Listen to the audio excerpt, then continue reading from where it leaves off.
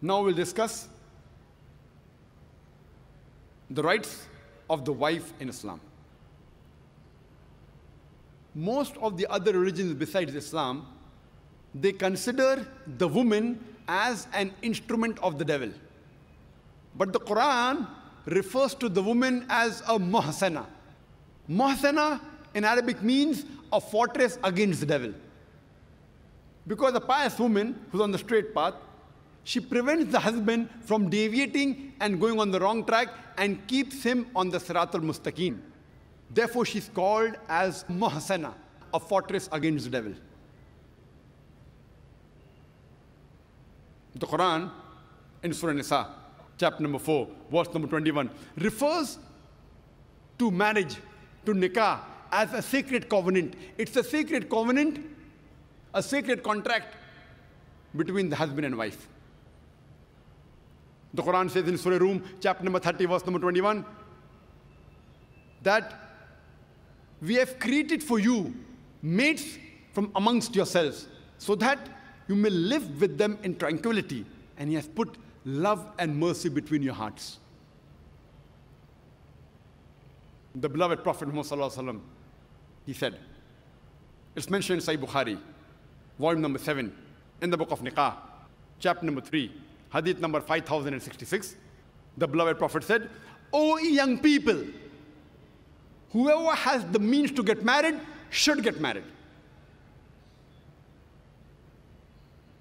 The beloved Prophet also said, there is no monasticism in Islam. And the Prophet said, anyone who marries, he completes half his deen. Once during question and answer time, there was a person who asked me, that does it mean that if I marry twice, will I complete my full deen? What did the Prophet mean when he said that marriage completes half your deen? Marriage prevents you from promiscuity, from fornication, from homosexuality. Only if you marry do you have an opportunity to be a husband or a wife. Only if you marry do you have an opportunity to be a father or mother, which are very important duties in Islam. So irrespective whether you marry once or twice, you only complete half your deen. In Islam, for a marriage to solemnize, taking the permission of both would-be husband and wife, the man and the woman, is equally important. The Quran says in Surah Nisa, chapter number 4, verse number 19, do not inherit the woman against their wishes. There's a hadith which is mentioned in Sahih Bukhari, volume number 7, book of Nikah, chapter number 43, hadith number 5138. A lady by the name of Khansa bin Khadim al-Ansariya, she approached the Prophet and said that my father has married me to a person against my wishes. The Prophet, he nullified the marriage. There's another Sahih hadith which is mentioned in Ahmad ibn Hanbal, hadith number 2469, where a lady approaches the Prophet and says that my parents have forced me to marry a man against my wishes. And the Prophet said she has the option of either continuing the marriage or nullifying the marriage. There's a similar hadith mentioned in Ibn Majah, hadith number 1875. It's the same hadith. A woman approaches the Prophet and tells her that my parents have forced me to marry against my wishes.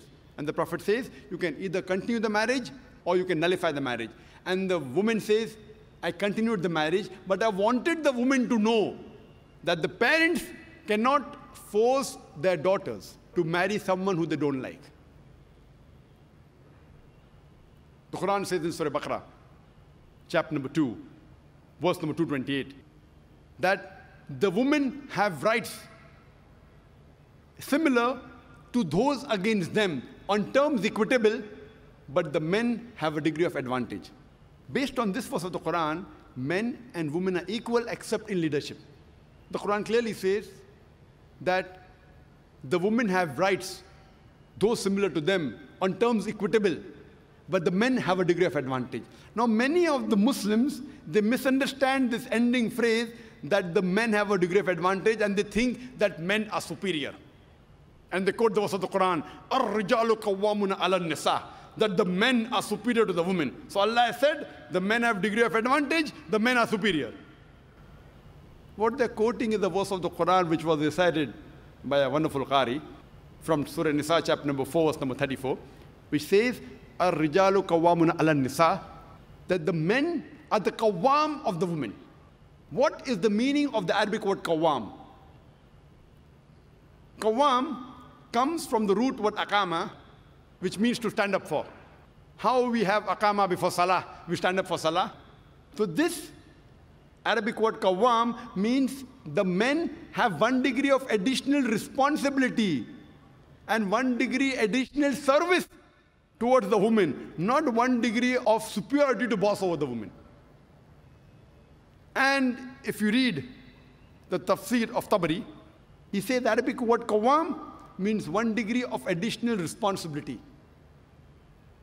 Because if you read the verse ahead, the verse says that Allah has given men more strength than the women. So because of that advantage, it's the duty of the men that they should take care of the woman, they should not boss over her.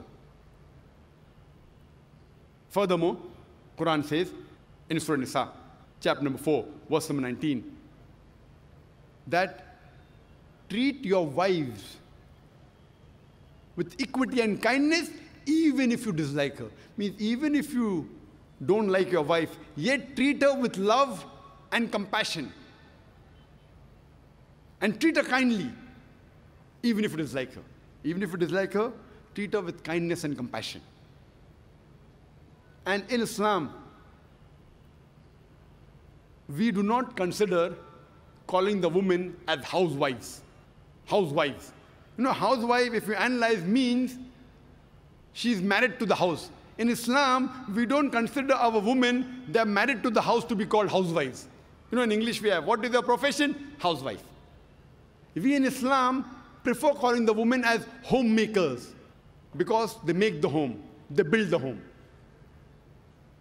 So inshallah, I believe that the ladies from now onwards, when they have to fill any form, instead of writing the profession, if they are not right housewife, that's English terminology. They are marrying you to your house. Prefer mentioning homemaker, because the woman builds the home, they make the home.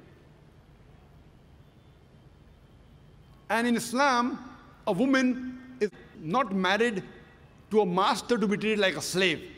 She is married to an equal, and the role is that of partnership. And Quran gives a very good phrase in Surah Baqarah, chapter number 2, verse number 187, where Almighty God says, Hunna libasul lakum wa antum libasul lahunna. That they are your garments and you are the garments. That means your wives are your garments and you are the garments of your wives. What is the role of garment? The role of the garments is to beautify, to conceal, to protect. The husband and wife, they conceal each other's faults. They beautify each other. They help each other. It is a role of hand and glove.